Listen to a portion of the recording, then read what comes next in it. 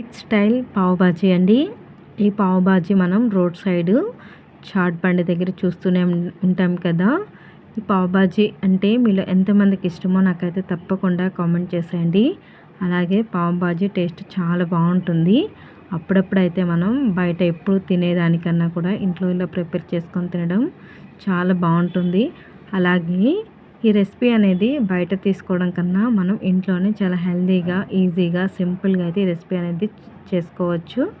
ముందుగా మనం రాత్రంతా పచ్చి బఠానీ నానపెట్టి తీసుకోవాలి. ఇందులోకి బంగాళదుంప, క్యారెట్, టమోటా, అలాగే కొంచెం పసుపు, నెక్స్ట్ ఇందులోకి సరిపడినంత సాల్ట్ యాడ్ చేసుకోవాలి. అలాగే మీ టేస్ట్కి తగ్గట్టు స్పైసీగా కొద్దిగా కారం అయితే యాడ్ చేసుకోవాలండి. కారం అనేది మీకు స్పైసీని బట్టి యాడ్ చేసుకోవచ్చు. ఇప్పుడు ఇవన్నీ యాడ్ చేసుకున్న తర్వాత ఒకసారి అయితే వీటిని బాగా కలుపుకొని ఇందులోకి ఈ వెజిటేబుల్స్ అన్నీ మునిగే వరకు అయితే మనం ఇందులో వాటర్ అనేది యాడ్ చేసుకోవాలి. వాటర్ అనేది మరి ఎక్కువగా కాదు, తక్కువగా కాదు, ఇలా పోసుకుంటే సరిపోతుంది.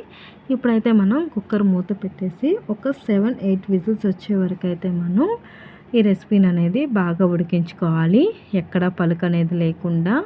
చూడండి, ఇప్పుడైతే ఒక 7-8 విజిల్స్ తర్వాత చూసారు కదా, ఈ రెసిపీ అనేది బాగా ఉడికిందండి. ఇప్పుడైతే మనం దీన్ని స్మాషర్ తోటి అయితే ఈ విధంగా స్మాష్ చేసుకోవాలండి. మీ దగ్గర స్మాషర్ లేకపోతే మనం పప్పు చేసుకునే దాంతో అయినా మనం స్మాష్ చేసుకోవచ్చు. స్మాష్ చేసుకొని ఒక పక్కన పెట్టేసుకోవాలండి. నెక్స్ట్ మనం బౌల్ పెట్టుకొని ఆయిల్ వేడి చేసుకొని అందులోకి సన్నగా చాప్ చేసుకున్నటువంటి అల్లం, వెల్లుల్లి యాడ్ చేసుకోవాలి. ఇవి పచ్చివాసన పోయే వరకు జస్ట్ ఫ్రై చేసుకొని ఇందులోకి ఇప్పుడైతే మనం సన్నగా కట్ చేసుకున్నటువంటి పచ్చిమిర్చిని కూడా యాడ్ చేసుకోవాలండి. ఇవన్నీ కూడా మనం పచ్చివాసన పోయే వరకు అయితే ఫ్రై చేసుకోవాలి. ఇప్పుడు మనం పచ్చిమిర్చి యాడ్ చేసుకున్న తర్వాత జస్ట్ ఒక 1 మినిట్ ఫ్రై చేసుకున్న తర్వాత ఇప్పుడు మనం సన్నగా చాప్ చేసుకున్నటువంటి ఆనియన్స్ని అయితే ఇందులోకి యాడ్ చేసుకోవాలి.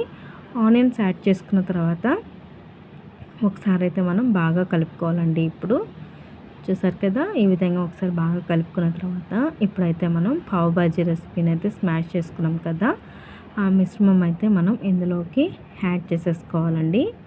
ఒకసారి ఇందులోకి యాడ్ చేసుకున్న తర్వాత ఇప్పుడైతే మనం దీన్ని బాగా కలుపుకుంటూ ఉడికించుకోవాలండి. ఒకసారి అయితే ఈ విధంగా బాగా కలుపుకోండి.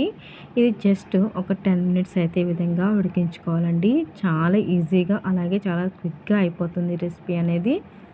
చూసారు కదా, ఈ విధంగా ఒక 10 నిమిషాలు ఉడికిన తర్వాత ఇప్పుడైతే ఇందులోకి మనం గరం మసాలా యాడ్ చేస్తున్నానండి. నేనైతే ఈ రెసిపీలో పావ్ బాజీ మసాలా అనేది నేను వాడలేదండి. నేనైతే గరం మసాలా వాడాను. అయినా కూడా టేస్ట్ చాలా బాగుంటుంది. లేదు మీకు కంపల్సరీగా పావ్ బాజీ టేస్ట్ రావాలి అంటే పావ్ బాజీ మసాలాని కూడా మీరు యాడ్ చేసుకోవచ్చు. నేనైతే ఇక్కడ పావ్ బాజీ మసాలాని యాడ్ చేయలేదండి. సో ఈ విధంగా అయిపోయిన తర్వాత ఒక 5 మినిట్స్ ఉన్న తర్వాత ఇప్పుడైతే సన్నగా కట్ చేసుకున్నటువంటి కొత్తిమీరని కూడా యాడ్ చేసుకోవాలి. అంతే అండి, మన పావ్ బాజీ అయితే రెడీ అయిపోయింది. ఇప్పుడు ప్యాన్ పెట్టుకొని పావ్ బాజీ బ్రెడ్ ఉంటుంది కదా అండి, అది తీసుకొని ఈ విధంగా ఆయిల్ వేసుకొని ఫ్రై చేసుకోవాలి. ఆయిల్ ప్లేస్లో మీరు కావాలంటే బటర్నైనా యాడ్ చేసుకోవచ్చు, నెయ్యినైనా యాడ్ చేసుకోవచ్చు. నేనైతే ఇక్కడ నూనె యాడ్ చేసుకొని ఈ బన్నునైతే ఫ్రై చేశానండి. అంతే, మన పావు బాజీ అయితే రెడీ అయిపోయింది.